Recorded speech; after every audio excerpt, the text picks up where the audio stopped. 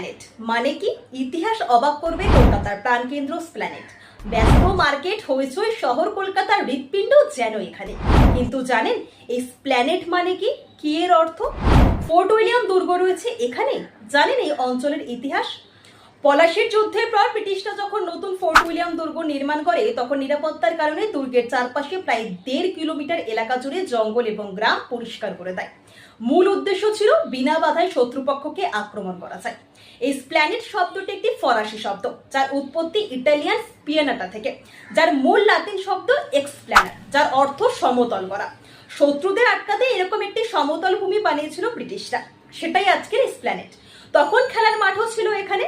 1858 সালের এপ্রিলে কলকাতার প্রথম নথিভুক্ত ফুটবল ম্যাচ হয়েছিল স্প্ল্যানেটে, ক্যালকাটা ক্লাব অফ সিভিলিয়ান্স এবং জেন্টলম্যান অফ ব্যারাকপুরের মধ্যে।